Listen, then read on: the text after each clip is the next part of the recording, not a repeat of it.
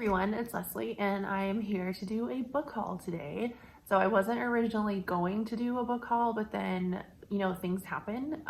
You get bored. I decided to split this up into two different sections. So I have a total of 9 books that I'm going to haul, and I'm going to start with fiction and then move into a few nonfiction books that I have gotten. And I'm also going to 9. Yeah, I can count. And I'm also going to open this. I haven't opened it yet. This is Tress of the Emerald Sea. I just got my physical copy in the mail, and I know that there's other stuff in here as well. I have not been spoiled for anything, any of the extra goodies that come in it. I didn't get that ridiculously expensive version of this Kickstarter that was 12 months and came with all kinds of stuff. I just got the book every 4 months. Did I get the audio and the ebook edition as well? Yes, I did, but I've been waiting for the physical book, so I'm going to open that. I'll put some timestamps down for when I'm doing each section. So when I do my fiction, when I'm opening the box, and then when I'm doing nonfiction. So the first one that I am going to haul is This Other Eden by Paul Harding. And funny story with this one, I did not plan on owning this book. It's a whole thing where I'm kind of confused actually on how I came to own this. I was subscribed to Tattered Covers. They're an indie store. Tattered Covers, what's it called? Signed First Editions Club last year, but in my attempt to be more financially responsible, I actually have canceled all my book subscriptions. But then they sent this. I'm pretty sure it expired, that my subscription expired. I paid for the full year up front last January. So if they send me another book in February, I'm going to reach out to them and be like, stop it. Because I appreciate the free books, but I also feel guilty and I don't know what's going on. Anyway, that was a whole story. Since I did not know anything about this, I had to read the blurb, and I'll just read you the initial little paragraph. It says, from the Pulitzer Prize winning author of The Tinkers, never heard of it, a novel inspired by the true story of Malaga Island, an isolated island off the coast of Maine that became one of the first racially integrated towns in the Northeast. Okay, he won the Pulitzer in 2010, which was when I was still too busy with college and things to read a lot, so that would be why I had never heard of him before. But it's supposed to be multi-generational from the sound of it. It starts in 1792, where it says, formerly enslaved Benjamin Honey and his Irish wife Patience discover an island where they can make a life together. So it sounds like on this island it's racially integrated, like it says, and relatively peaceful compared to the rest of the US perhaps.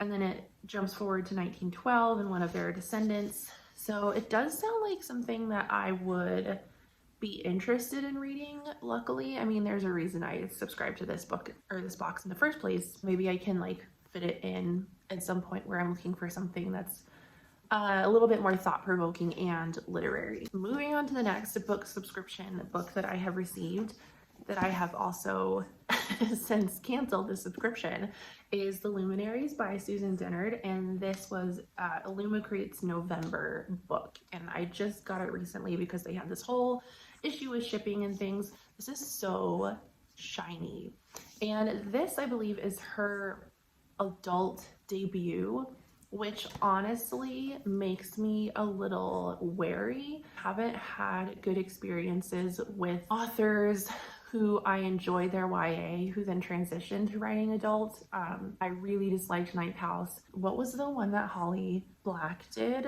I didn't like it. I DNF'd it. So I just have not had super great experience with that sort of author transition thing. So I don't really know a whole lot about this. There's a typo in here. It says Hemlock Falls, but there's no E in the word hemlock. But anyway, Hemlock Falls isn't like other towns. You won't find it on a map. Your phone won't work here, and the forest outside town might just kill you. That sounds interesting. We'll give it a try. I might as well. Right? And I do always love how pretty Illumicrate books are. Didn't like all the junk that came in with the book, which I know I could just switch to like book only, and I might eventually in the future. I just when I spend money on books, I think at this point I would rather it go towards ones that I'm like intentionally choosing myself. So speaking of books that I intentionally choose myself, I ordered this. I have a small haul from bookshop.org.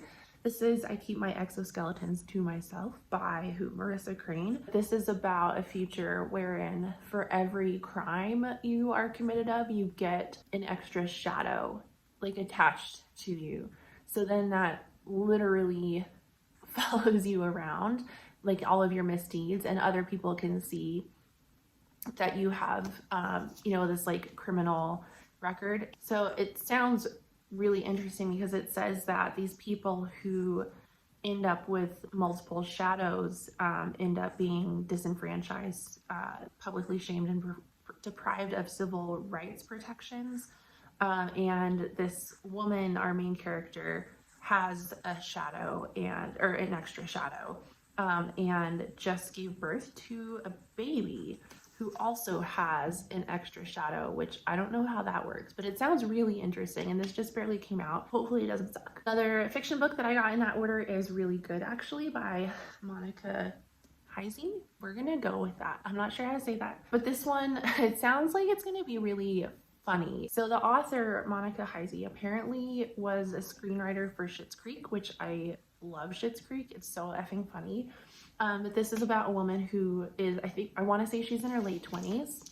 It says, yes, so her marriage only lasted 608 days, but at the ripe old age of 29, Maggie is determined to embrace her life as a surprisingly young divorcee. Like, that sounds really depressing, but it's supposed to be really funny, and I find humor in the face of these things just great. I'm hoping that there is a bit of like ridiculousness along with this story.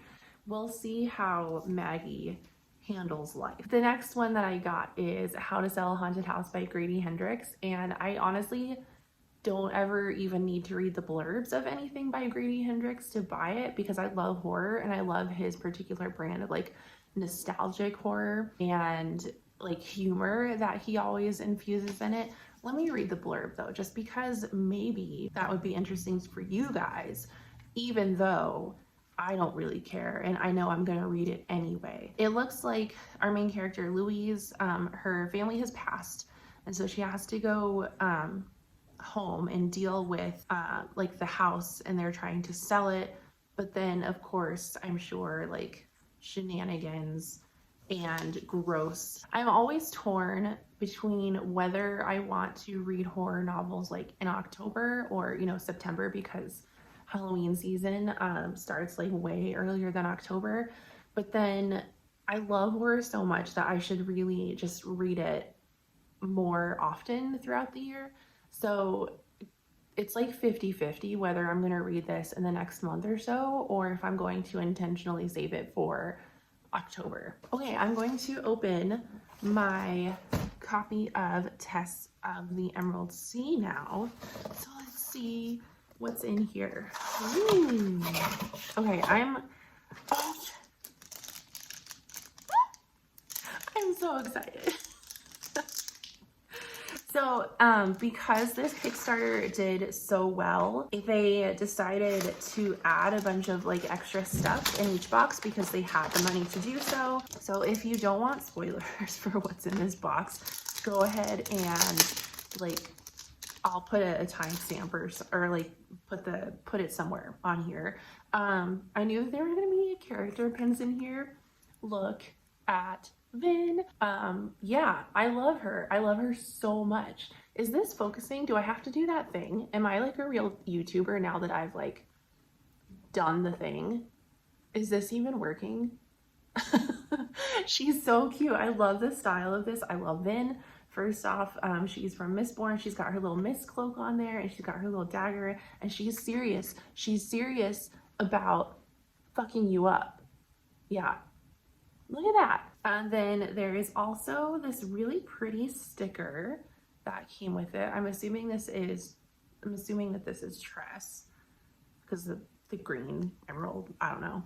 And then there is this bookmark, and it's really pretty. Again, I assume that this is Tress too, but it's like really solid. You know, you get, one of the reasons I have like canceled so many subscriptions and such is because the quality of the stuff that you get in the boxes is not good.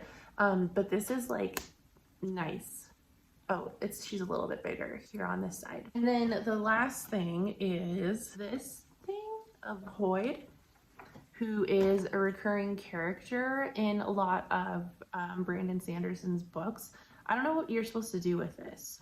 Use it as a bookmark in a really big book. I've seen this art somewhere. So this is not new art, but let's see what it says about it. Oh yeah, so I wasn't aware of this, but it says since 2010 we've released oversized bookmarks to commemorate special occasions. So yes, this is intended to also be a bookmark. And yes, I was correct about these being Tress. Okay, and now the book. I've seen the cover online already, so I had a general idea of what it looked like. I'm so excited that I have my little Vin pin. She's my favorite. I just fucking adore her. But also, I hope, I wonder who the other characters are going to be for the other 3 books. I'm just babbling right now. I really would love, like, Shallan would be one, maybe Kaladin. I don't know, there's so many characters it could be. Here is the book though. Oh yeah, so that's just like the sticker that came with it. And it says there's illustrations in here. Here's the end papers. I really have no idea what this is about. I know that they were releasing spoilers and stuff on occasion, but I don't typically look at that stuff. Like when Alona Andrews was releasing separate chapters for the new Innkeeper book, I never look at those things because I'm very much like an all or nothing person. Like if I'm gonna read part of a book, I want the whole book.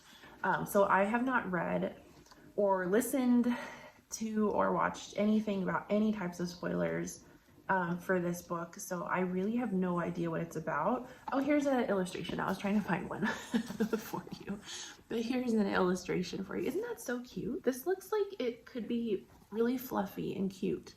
I hope so. Oh, that's pretty. Here's a bigger insert of that bookmark, like a full piece of that. Ooh. Okay, I'm not gonna look too much at these other pictures because I feel like they might be spoilery, even though I have no context for them. So I'm just gonna, I say as I continue flipping through looking for pictures. But yeah, it looks like there's a few different inserts of like full color, like glossy art in here. So I was excited to read this. I was excited about the whole project. I was just like, the only debate I had was how much money am I willing to spend? I'm going to spend it, but how much am I going to invest in this whole Kickstarter? But now I'm like even more excited. This looks really good. I have such an exciting like experience too. It's not just a book. Like you're getting this other stuff with it, and there's like this periodic release of other books, and yeah, it's just really exciting. The only thing they could have done was like do sprayed edges. But I'm actually having some feelings lately that sprayed edges are getting, in my personal opinion, I know this is going to be controversial, getting a little bit overdone. There, I said it. Okay, so now that I'm done with that, I feel like I should end the video here, except for I have my nonfiction books to haul as well. So it feels like I should end on a high. Well, but except for these other books that seem really interesting too, so whatever. The first one that I got in my bookshop.org order is The Empathy Exams by Leslie Jamison. This is a series of essays. I have read Leslie Jamison before. I've read 2 of her other books, The Recovering and Let It Burn, Let It Scream. That was also a series of essays. The Recovering was more of a memoir about her experience with alcohol abuse disorder and like trying to become sober. It wasn't as much about that. It was such a good book. I don't think I've ever talked about it on my channel, but The Recovering is one of my absolute favorite memoirs ever. So I thought I should get The Empathy Exams because, one, I know I love her writing so much. It does definitely come across as very like I went to an MFA, and but it's beautiful. Like I just adore her writing so much. It's gorgeous. She's asking some different questions about empathy. So how should we care about one another? How can we feel another person's pain? and that she draws on her own experiences to engage in an exploration of empathy that extends far beyond her own life. I am so excited for this because the reason that I loved The Recovering as a memoir was because of the way that she wove in other topics, other experiences. She talked a lot about literature and the act of writing, in addition to, you know, the central idea of regaining sobriety. And so it sounds like this is going to be more. I also got Strangers to Ourselves, Unsettled Minds, and the Stories That Make Us by Rachel Lviv. I think I want to say that I heard about this because it was longlisted maybe or shortlisted for the National Book Award last year. I think that that's how this came onto my radar. There are some like top-notch blurbs on the back of this book. So this is primarily about like mental health from what I can tell. And I think about diagnoses and how getting a diagnosis can alter like the way that you experience or perceive your illness. Let me read the blurb and get back. So it says that Strangers to Ourselves poses fundamental questions about how we understand ourselves in periods of crisis and distress. Drawing on deep original reporting as well as unpublished journals and memoirs, Rachel Lviv writes about people who have come against the limits of psychiatric explanations for who they are. And then the last book that I'm going to haul today is Drinking Games by Sarah Levy, and this is a memoir about alcohol. And I picked this up because, one, I love memoirs, but also it sounds like Levy is exploring what it is like living as a young, hopefully professionally successful person in I think she lived in New York City, but she was exploring like that world and how the pressures of drinking and drinking to excess are just ever present. She also writes about what it's like to be sober and still, I would assume, dealing with like the pressures of and the normalization of drinking and alcohol. So those are the books that I have gotten lately. I still have a ton of books coming. When I started my channel back up again, I was like, well, I'm not gonna have that many books coming in, so I can't do hauls. Something's gonna have to like take the place of haul videos on my channel. Like, what's that gonna be? Surprise, I'm still gonna probably have some books coming in. So tell me which ones sound exciting to you, because I think a majority of these are pretty new releases, so I don't know if many people have read them quite yet. And I will see you next time. Bye. She's so fucking cute.